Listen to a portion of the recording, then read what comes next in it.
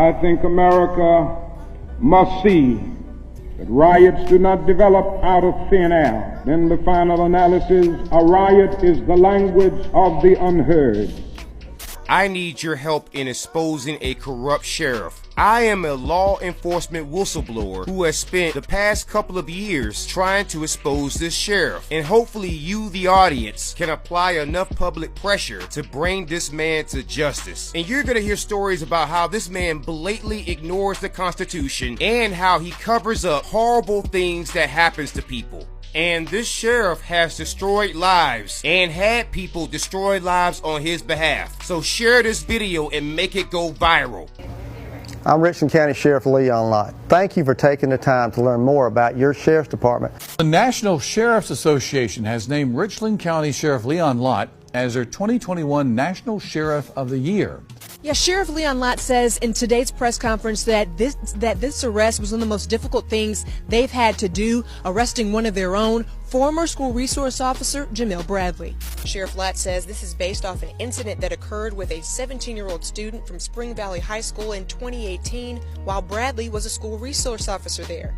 Today we arrested Jamil Bradley. Let's pause this right here. Do you see this fake look of concern on Leon Lott's face? He's just pretending as if he didn't know what Jamil Bradley had done. And I wanted to pause the video right here and provide the following screenshot. And in this screenshot, you can see where Leon Lott has been sued numerous times for covering up what Jamil Bradley did, because it was found out that he was well aware that Jamil Bradley was doing this, and there was even a polygraph test involved.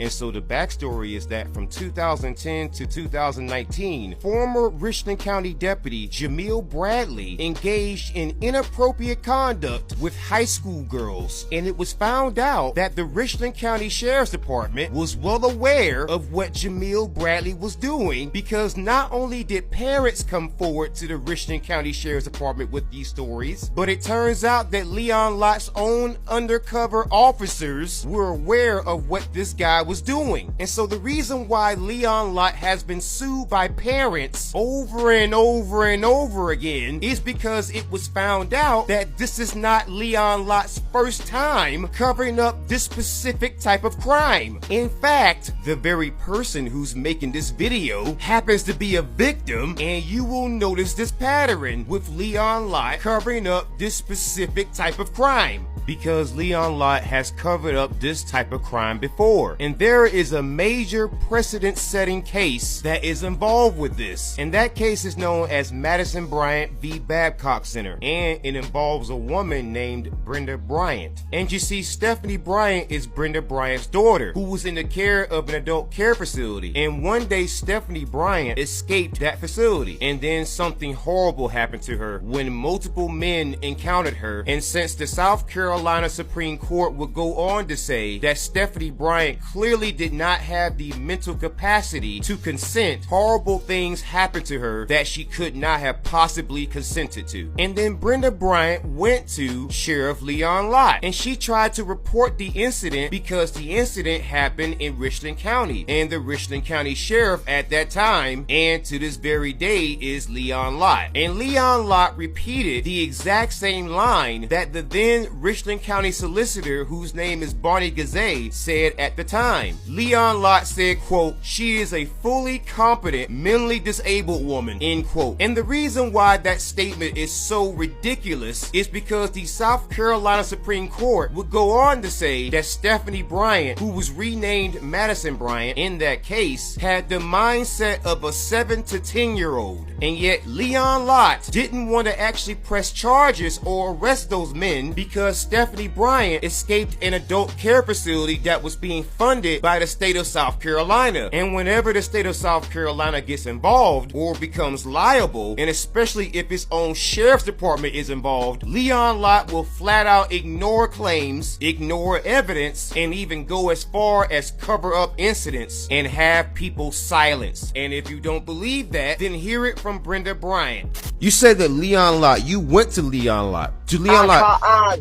numerous times did I contact him. And you went to him numerous times. And based on the Supreme Court findings, they agreed that she was not fully competent. In fact, that she was incompetent. So you gave this information to Leon Lott personally. At least he knew of it. Oh, yes. Oh, yes. So he knew of it. And yet somehow, some way, Brenda Bryant ends up becoming a fugitive because shortly after winning the case, the South Carolina government and also the South Carolina police went out of their way to target Brenda Bryant. And they did this in ways such as listing her as a violent offender in the NCIC, even though she had never been arrested at the time of her being charged with a bench warrant. And the reason why she was charged with this bench warrant is because she was dragged into court over and over and over again until all the money that she won in the case was all drained out. And then when she could not afford a final $10,000 payment, a bench warrant was issued, and Brenda Bryant has been essentially chased from home because she hasn't returned to South Carolina to see the very daughter that she fought for. It was law enforcement and the South Carolina government who was involved, because it wasn't just Brenda, but you also have people like Nathan Ginter. And Nathan is a former law enforcement officer who became a guardian ad litem, or a court-appointed attorney for kids. And when Nathan criticized Leon Lott and some of the judges that are on the bench in South Carolina, Nathan was swiftly retaliated against. And what you're seeing is video footage of Nathan testifying in front of the South Carolina General Assembly. And Nathan is under oath.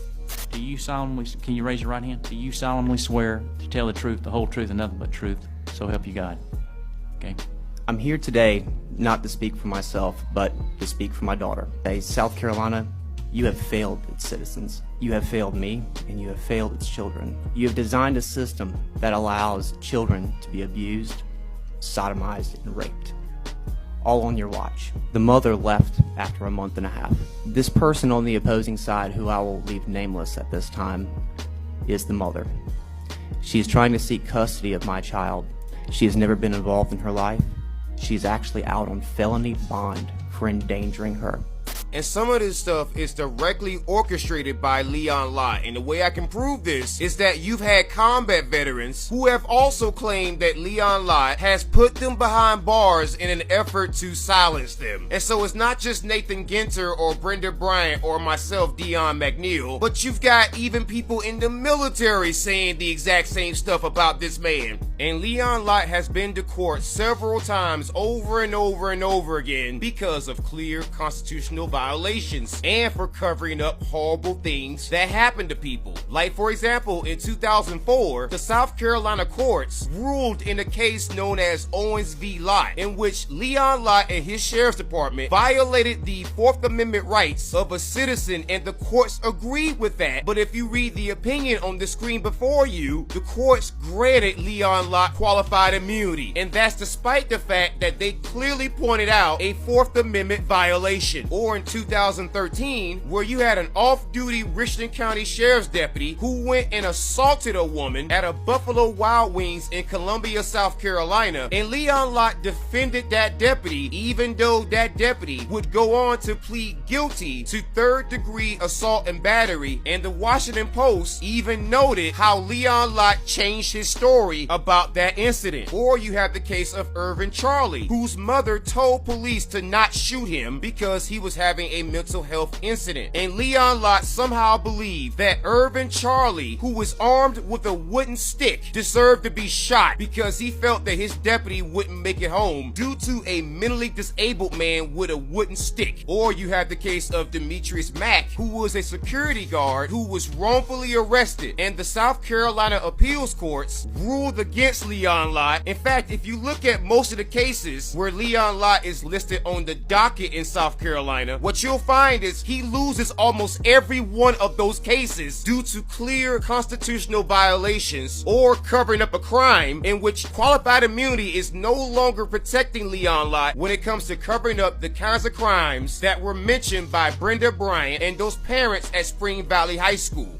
And so in conclusion, I want you, the audience, to help me bring this man to justice and to end his reign of terror once and for all. And to the citizens of South Carolina, Thank you for taking the time to learn more about your sheriff's department. And so I need for you to share this story so that we can help Brenda Bryant come home and bring Leon Lott to justice. And I know I didn't mention my own story, but there's always a part 2.